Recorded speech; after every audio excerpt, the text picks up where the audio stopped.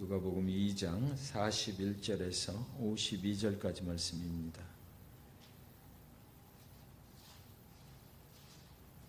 41절에서 52절까지 말씀. 누가복음 2장 같이 읽습니다. 시작. 그의 부모가 해마다 6월절이 되면 예루살렘으로 가더니 예수께서 12살 되었을 때에 그들이 이 절기의 관례를 따라 올라갔다가 그 날들을 마치고 돌아갈 때에 아이 예수는 예루살렘에 머무셨더라. 그 부모는 이를 알지 못하고 동행 중에 있는 줄로 생각하고 하룻길을 간 후 친족과 아는 자 중에서 찾되 만나지 못함에 찾으면서 예루살렘에 돌아갔더니 사흘 후에 성전에서 만난즉 그가 선생들 중에 앉으사 그들에게 듣기도 하시며 묻기도 하시니 듣는 자가 다 그 지혜와 대답을 놀랍게 여기더라.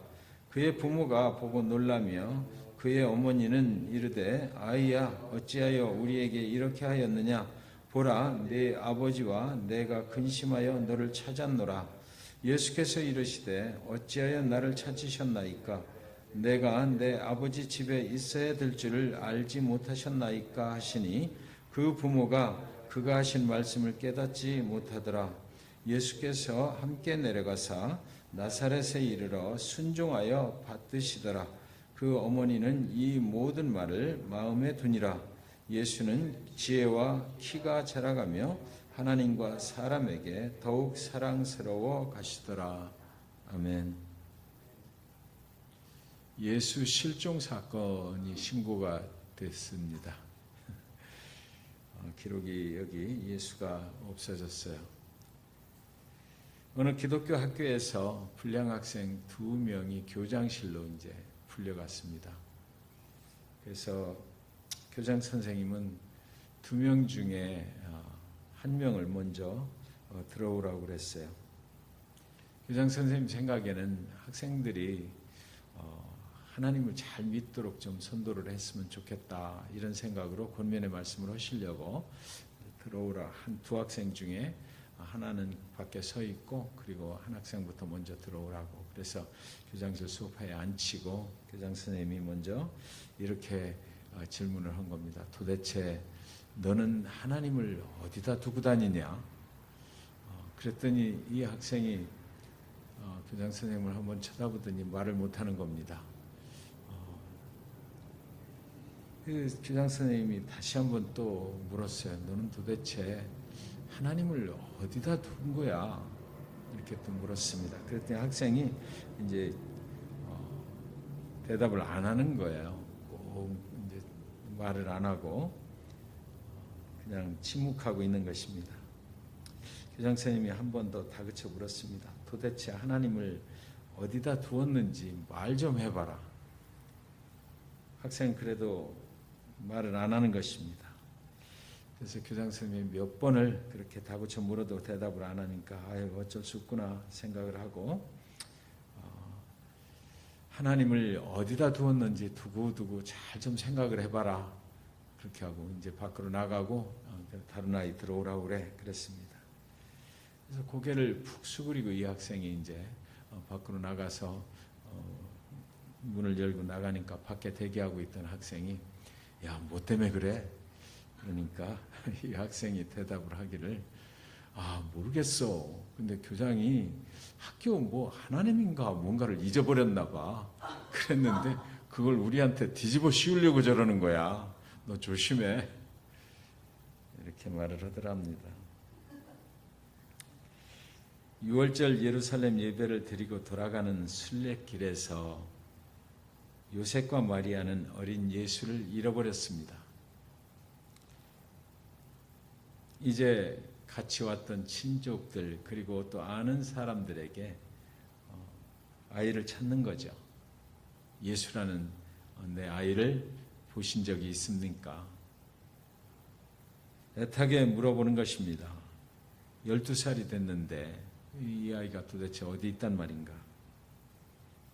마리아와 요셉은 당연히 예수가 자신들을 따라오리라고 생각을 했던 것 같아요. 예루살렘을 출발하면서부터 당연히 엄마 아빠가 가면 따라오겠지 생각을 했던 것입니다. 그런데 나사렛에서 예루살렘까지는 약 120km가 되는 구간이라고 그래요. 그 거리가 그때 당시에 걸어서 가면 한 3일이 걸리는 거리라고 합니다. 그러므로 그들은 나사렛에 사는 친척들과 마을 사람들과 함께 유월절 예배를 드리러 함께 갔을 것이고, 돌아오는 길에도 나사렛에 살고 있는 함께 갔던 친척들이나 아는 사람들하고 함께 아마 돌아오고 있었을 것입니다.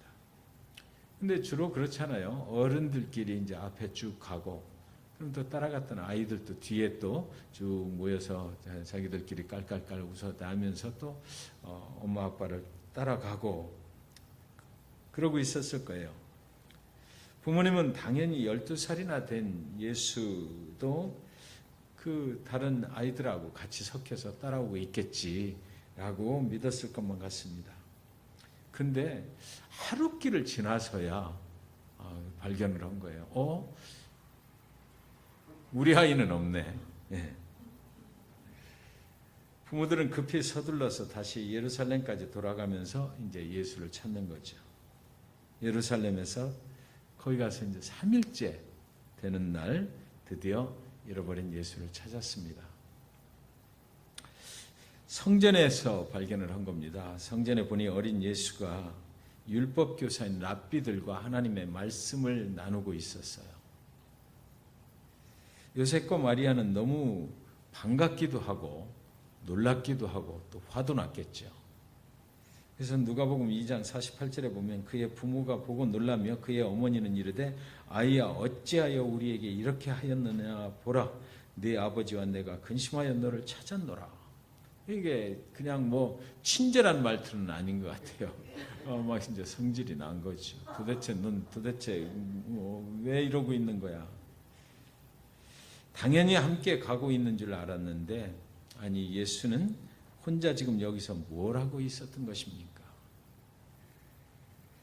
우리가 이러지 않나요? 당연히 예수는 나와 함께 하고 계시고 당연히 예수는 나를 도와주시고 당연히 예수를 통해서 내가 축복을 받고 예수님 때문에 나도 믿음 생활 잘하고 당연히 예수가 나를 따라오리라고 그렇게 생각하지 않습니까? 교회는 당연히 예수가 함께하고 계실 거고 당연히 예수가 우리의 길을 인도하고 계실 거라고 믿고 있지 않나요? 예수를 왜 잃어버린 것입니까? 당연히 따라오고 있는 줄 알았기 때문이죠. 그런데 소년 예수의 대답은 부모의 타는 가슴과는 영 대조적인 그런 차분한 대답을 합니다. 2장 49절에 예수께서 이르시되 어찌하여 나를 찾으셨나이까? 내가 내 아버지 집에 있어야 될 줄을 알지 못하셨나이까 하시니 그는 성전을 내 아버지의 집이다. 내 아버지의 일을 하는 곳이다 라고 이렇게 말했어요. 예수의 이 말은 나는 당연히 아버지의 집에 있어야 하는 것 아닙니까? 아버지와 관계 있는 일을 해야 되는 것 아닙니까? 라는 것이에요. 예수의 말대로라면 잃어버린 것은 아들 예수가 아니라 예수가 부모님을 잃어버린 것 같은 느낌이 드는 것입니다. 엄마 아빠 내가 당연히 여기 있어야 되는데 왜 엉뚱한 곳에 갔다 온 거예요? 라고 묻는 것만 같아요. 내가 당연히 아버지의 집에 있어야 하는 거 그거 몰랐습니까? 어디 갔다 이제 오시는 겁니까? 뭐 이런 정도의 의미가 담겨 있는 것 같습니다. 예수님께서는 아버지의 집에 거하셔야만 하죠. 있어야만 합니다. 목수 육신의 아버지 요셉의 집이 아니라 그는 사실은 성전에 있는 거예요. 있어야 해요. 그렇다면 지금 저와 여러분이 걸어가시는 길에는 예수님이 같은 방향으로 가고 계신 것 확실합니까? 우리 자신에게 성경 속에서 이런 메시지를 한번 받게 되는 것입니다. 우리 교회와 성도님들은 예수님과 정말 같은 방향으로 가고 계신 것인가요? 혹시라도 예수님이 보이지를 않는다면 우리는 예수를 찾아가야죠. 성전에서 어린 예수는 랍비들과 하나님의 말씀을 나누고 있었습니다. 아버지의 집에서는 하나님의 말씀을 나누는 것이에요. 아버지의 집에서는 하나님의 말씀을 가르치고 또 배워야 합니다. 랍비들이 예수님이 얼마나 지혜로운지 어린 예수와 그 하나님의 말씀을 나누면서 감탄을 했던 것입니다. 너 정말 지혜롭네. 우리 교회는 하나님의 말씀으로 충만하시기를 간절히 축원드리는 것입니다. 여러분, 주일 설교 한편으로 어떻게 우리가 성경을 다 알고 배우고 우리 삶에 적용할 수가 있을까요? 집에서 하나님의 말씀을, 교회에서도 하나님의 말씀으로 계속해서 우리는 충만해져야만 우리의 삶이 하나님의 말씀으로 인도함을 받을 수 있다는 것이죠. 그렇지 않다면 우리 교회에서, 여러분의 집에서 예수가 사실은 실종당한 거예요. 그로부터 20여 년이 흐른 어느 날 예수는 또다시 한번 실종이 됩니다. 마리아는 그를 찾아 나섰어요. 이번에는 성전 안에서 발견한 것이 아니라 골고다 십자가 위에서 발견하는 것입니다. 예수가 왜 골고다 십자가에 달리셨나요? 아버지의 집, 즉 유대인들의 성전에서는 더 이상 예수님이 있을 자리가 없어졌기 때문입니다. 유대 종교 지도자들에 의해서 아버지의 집에서 예수는 쫓겨났잖아요. 아버지의 집에 있는 자들이 예수를 성전 밖으로 내쫓아버리고 사형 선고를 내리고 십자가에 처형을 시킨 것입니다. 마리아는 이제 잃어버린 예수를 십자가 앞에서 찾았습니다. 저와 여러분의 예수는 지금 어디에 계십니까? 신앙생활 하다 보면 당연히 예수와 함께 있다라고 생각하지만 정말 그럴까? 저와 여러분의 예수가 저와 여러분의 삶 속에서 혹시 실종된 것은 아닐까? 그리고 또 한 번의 예수 실종 사건이 벌어집니다. 하나님의 도우심으로 죽음에서 다시 살아나신 예수는 이 땅에서 사라져 버렸어요.